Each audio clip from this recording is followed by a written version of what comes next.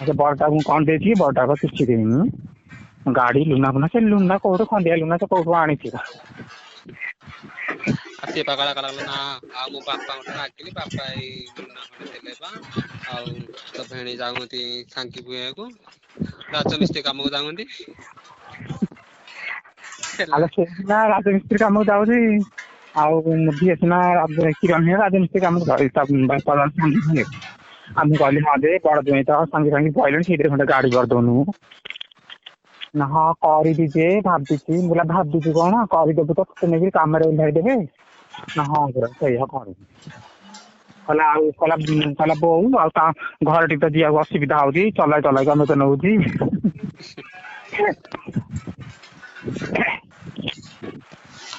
हाँ कही खंडे गाड़ी करते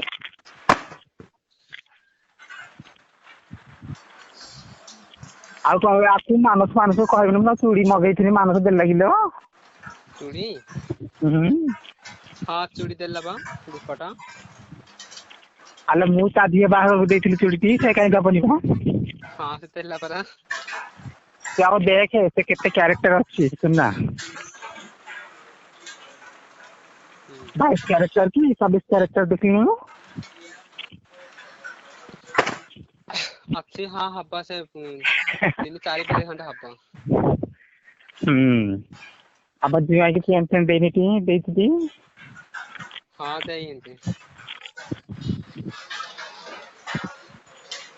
अब बड़ जाऊ तो चैन में किछि देना अरे रेडियो गोटे नहीं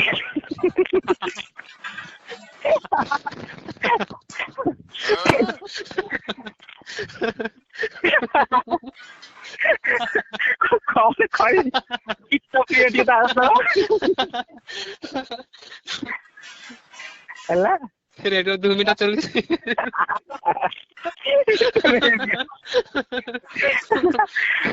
एकदम कौन मुगला कौन तुम तो गीत पी मु तुमको टिकट काई देदी तो बॉक्स काई देदी तुम अनलिमिटेड गीत आ दियो बैटरी पकाई था आले मुझे जेवरा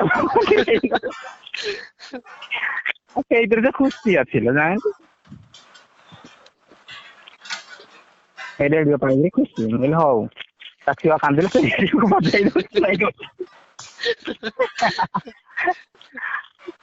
मगर हाँ तो से एगुड़ा बहुत ज्यादा सारी है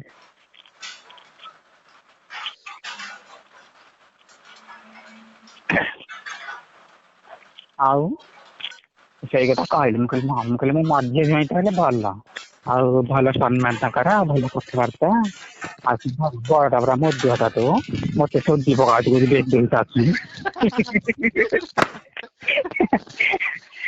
हई मारी पड़ा जो इमिटी कौन हो हाँ मत के सोधी पकाऊ मो झील को मिलना मो झील को सोधी पकाऊ बाड़ी पकाऊ बाड़िया बाड़ी कर खास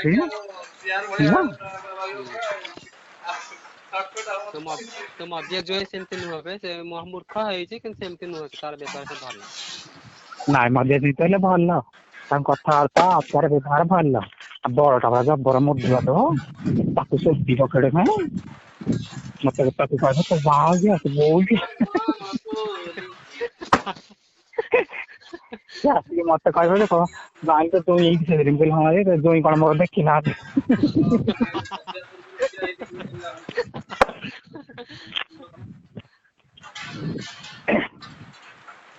कहे कह मुझे हाँ जो कौन मोर देखी ना दे और देखिए मगाऊ दे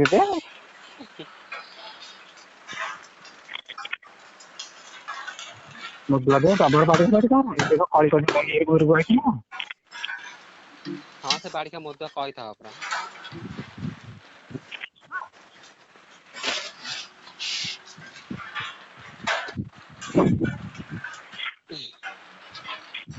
अब मध्य जाए कह सेमती सुधारी कर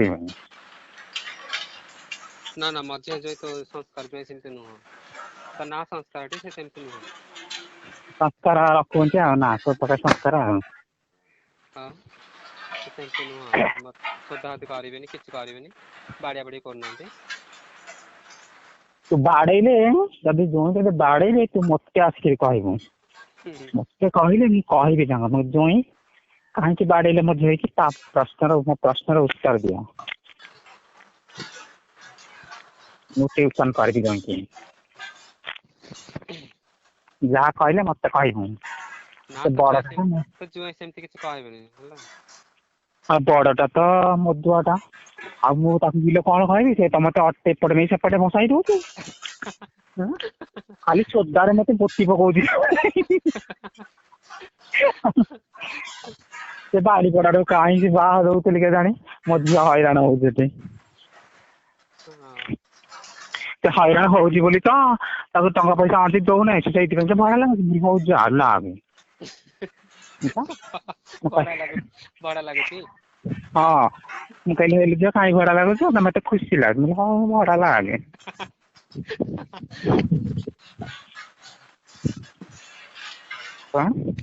हमारे जोई की कहली भी सेमती हबे ना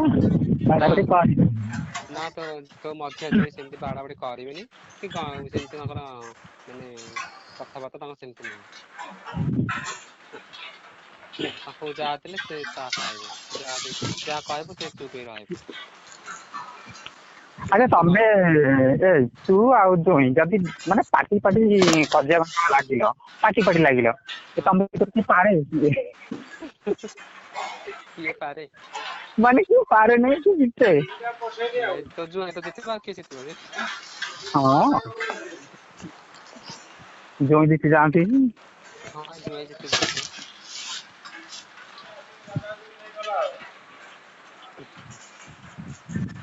हां हो तू कौन हां तो जो है तो मोड़ के पकाई दवा दे तू आ उठी पारुनी जो कौन कराड़ी फुटी कि ना कौन हां सिक्के तो जो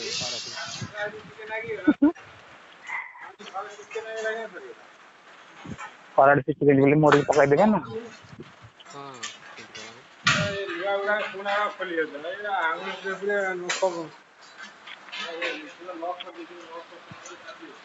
हेलो जोई तर मत हो प्लेंटी ना जो है किसी पेन पियाटी करन दिनी रे ना से लॉलीपॉप छड़ा के दिखांते हां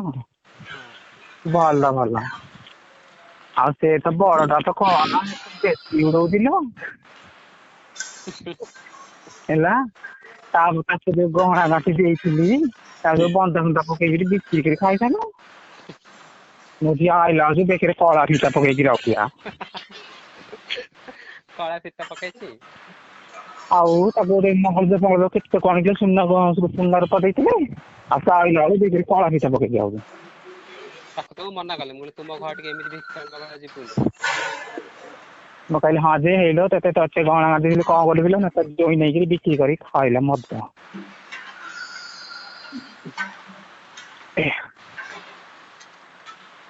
ମତେ ଆସିକି କହୁଛି କହୁଛି ଶାଶୁ ମା ମତେ 10,000 ଟଙ୍କା ଦଉନା ମୁଁ ଦୋକାନ ଦେବି ମୁଁ କହିଲି କଣ ଦୋକାନରେ ବିକ୍ରି କରିବ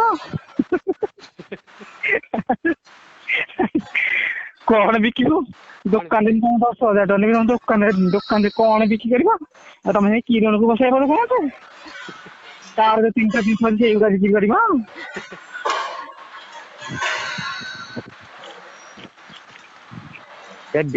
କିଲି କିଲି ଯାଇଛି ଯେମିତି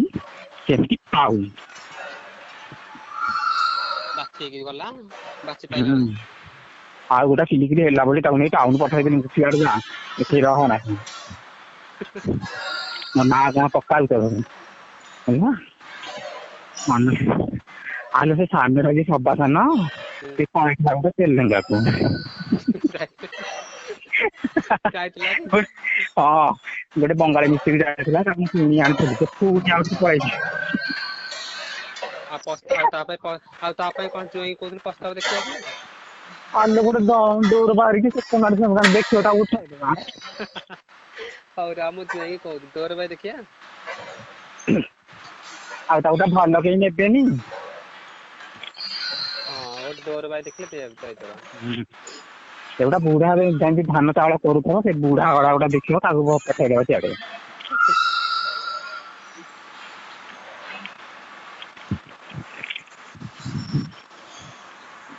ନା ଆଉ ଏ ଦୁଇ ଟଙ୍କା ବାହାରିଲା କାହାକୁ କିଛି କହିବାର ନା ମଉନ ମୁହଁ ପାଇବନି ପାଇବନି।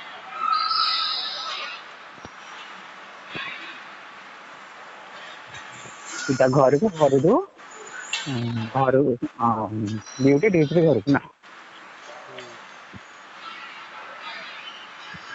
ଆଲୋ ମୁଁ କଣ ଭୂତ ଦେଖିଲି ନା କଣ ବା ନାହିଁ କୋଉଠି ଆଲୋ ଗୋଟେ ନାଲି ଲୁଗା ପିନ୍ଧିକି ସେ ବଣରେ ଠିଆ ହେଇଛି ଭୂତ ନା କଣ ଲୋକଟା କେତେ ଆଲୋ ବାପା ଆସିନାହାନ୍ତି ବିଲକୁ? ଆଲୋ ବାପା ଆସିନାହାନ୍ତି ବିଲକୁ? ବାପା ନାଇଲୋ ଆସିନାହାନ୍ତି ସେ ଘରେ ରୋଷେଇ କରୁଛନ୍ତି। ଆଜି କଣ ବାପାଙ୍କର ପାଳି? ନାଇଁ ଆମେ ତାର ମୋର ବିଲକୁ ଆସିଛୁ ଯେ ସିଏ ଆସିଛି କହିଲା ତୁ ଯା ବିଲରେ ଗାଈ ପଶିଲେଣି କି କଣ ମୁଁ କହିଲି ଆସୁନ ଆଜି ବର୍ଷା ହବନି ବିଲ ସେ କହିଲେ ବିଲ ତ ବାଛିଆ ଏମିତି କାଇଁ ଖାଲି ହବନି ଆଉ ଯିଆ ମୁଁ ତୋ ବିଲ ବାଛିବି ବିଲ ବାଛିବି ତୁ ଯୋଉଠି କହୁନୁ ଦଶହରାକୁ ଆମ ଗାଁକୁ ଆସିବି ବୁଲିବାକୁ। ହଁ ଆସିବେ ପରା। କହୁନୁ ଦଶହରା ଟିକେ ଆସନ୍ତିନି ବୁଲିବାକୁ ଆମ ଆସିବେ ଗାଁରେ ପରା ହବ। ଆସିବେ ଆସିବେ।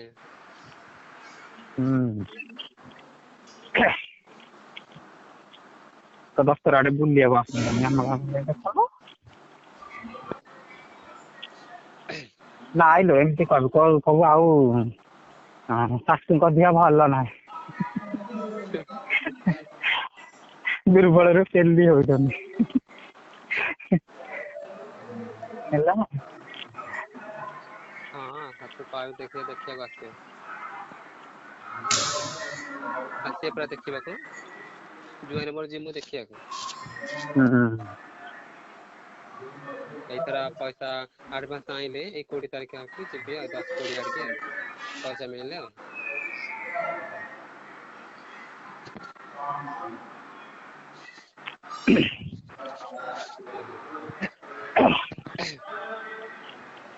ଆମେ ଗୋଟେ କଥାବାର୍ତ୍ତା ନା ଦେଖିବି ନା କେମିତିଆ ଭଲସେ ତ ଦେଖିନି ତମେ ତ କୁଆଡେ 3 ଜଣ ଜନ୍ମ କଲି ଯେ ସେ କୁଆଡେ ପଳାଇଲ ତମ ଘର ମାନଙ୍କୁ ଖାଲି ଯାହା ଯୌତୁକ ଜାଣି ଯାଉଥିବେ ତମ ଘର ମାନଙ୍କୁ ଯାଇ ପହଞ୍ଚାଗଲା ମୁଁ ବି ତ ଯାଇନି 3 ଜଣ ଯାକ ଗୋଟାଏ ଦିନରେ ଯାଇଛ। ଏଇ ଥରକ ତ ଜୁଆଇଁକି ଦେଖିଦେବୁ ନାଇଁ ଆସିଲେ। 3 ଜଣ ଯାକ ଗୋଟେ ଦିନରେ ଯାଇଛ ତ ତୁମ ଘର ପୁରା ଖାଲି। ବଡଟା ତ ଗଲା ସକାଳେ ସଞ୍ଜରେ ସେ ରାତିରେ ପଳେଇଲା। କଣ ରୋଷେଇ ବାସ ସାରି ଦେଇକି ଯୋଉ କାମରେ ଯାଇଥିଲେ ମୁଁ ଖାଇ ଦେଇକି ଶୋଇଲି ସକାଳେ ଦେଖିଲା ନା ହଉతుంది। ଆଉ ଯୋଉ କହୁଛୁ କ୍ଷୀର ପିଉଛନ୍ତି ଟି? ହଁ କ୍ଷୀର ପିଉଛନ୍ତି। ସେ କ୍ଷୀର ଏମିତି ପିଅନ୍ତି କହନ୍ତି ମୋ ମୁହଁ ଲଗେଇକି ଶୋଇବି ହେଲା। ତୋ ଜୁଆଇଁ ଖାଲି ଏମିତି କହନ୍ତି ମୁହଁ ଲଗେଇକି ଆଉ କଣ ମୁଁ ପାଟିରେ ପୁରେଇକି ଶୋଇବି ମୁହଁରେ। ନାଇଁ ମୁଁ କହିଲି ଜର୍ସି ଟୁ କ୍ଷୀର ପିଉଛନ୍ତି ଟି ଜୁଆଇଁ? ହଁ ତୁ ଯୋଉ ଜର୍ସି ଗାଈ ରଖିଥିଲୁ ସେ କ୍ଷୀର ପିଉଛନ୍ତି। ମୁଁ ଜର୍ସି କି ଛାଡିଛି ସେପଟେ ତ ଜର୍ସି ନାଚ ଛାଡୁନି କିଲୋ। ନା ନାଟ ଛାଡୁନି ଲୋକ ବୋଲି ବୁଲା ଦିଏନ୍ତି ତାକୁ ହାଟ ମାଂସ କରିଦିଅନ୍ତି। ହଁ ଜର୍ସିଟା ଦେଖଉଛି ବୋଧେ ଠିଆ ହେଇକି ତୁ କେମିତି ବାଛିକିରି ଗୋଟେ ଜର୍ସି ଗାଈ ପଠାଇଥିଲୁ ବଡ ପନା ଆଲୋ ମୁଁ କହିଲି ମୁଁ ଭିଡିଓ କଲିଂରେ ଦେଖିଥିଲି ଯେ ମୋ ଜୁଆଇଁଟା ଟିକେ ପତଳା ଜାଣିଲୁ ସେଇଥିପାଇଁ ମୁଁ କହିଲି ବଡ ଗାଈଟେ ଛାଡିଲେ କ୍ଷୀର ପିଇକି ଟିକେ ହୃଷ୍ଟପୃଷ୍ଟ ହେବେ। ତୋ ଜୁଆଇଁ ଦିହରେ ଟିକେ ଲାଗିଲାଣି ବା ସେ କ୍ଷୀର ପିଇଲା ଲାଗିଲାଣି ସେ କ୍ଷୀର ପିଇଲାଠୁ ତୋ ଜୁଆଇଁ ଦିହ ଟିକେ ଲାଗିଲାଣି। ହଁ ସେଇ କଥା ନା କ୍ଷୀର ଟିକେ ପିଆ ପିଇ କଲେ ହଁ ସେ ଜର୍ସି ଗାଈ କ୍ଷୀର ଯିଏ ପିଇବ ତା ଦେହରେ ଲାଗିବ। ହେଲା ସେଟା ବଡ ଜର୍ସି ଗାଈଟା। ତା କ୍ଷୀର ଯିଏ ପିଇବ ନା ଦେହରେ ଲାଗିବ। ନା ସେ କ୍ଷୀର ପିଇଲାଠୁ ତୋ ଜୁଆଇଁର ଟିକେ ଦିହ ଲାଗିଲାଣି ସେ ଦିହ ଅଂଶ ଦେଖା ଯାଉଛନ୍ତି। ନହେଲେ ଆଗ ବେଳେ ତ ସେମିତି ଦିହରେ ପତଳା ଲାଗୁନଥିଲେ ପତଳା ଦେଖା ହୁଁ। ଆଉ ଏବେ ଗୋଟେ ଦିହ ଲାଗିଲାଣି ଗୋଟେ ବାଘର ଦେଖା ଯାଉନ୍ତି। ସେ ଜର୍ସି ଗାଈ ସେମିତିଆ ମୁଁ ଛାଡିଛି ଆଉ ନାକ ଛାଡୁନି କିଲୋ। ନା ନାଟ ସେ ଛାଡୁନି ନାକ ଛାଡିନି ତୋ ତାକୁ ତ ଜୁଆଇଁ ପୁରା ଭଲ ହାଟ ଛାଡୁଛି। ମାଂସ ଆଲୋ ତ ଜୁଆଇଁ ପୁରା ହାତ ଆଂଶୁଆ କରିଦେଇଛି ଯେ ସେ ଆଉ କିଛି ହଉନି ନାତ ଆଗ ପ୍ରଥମେ ନାତ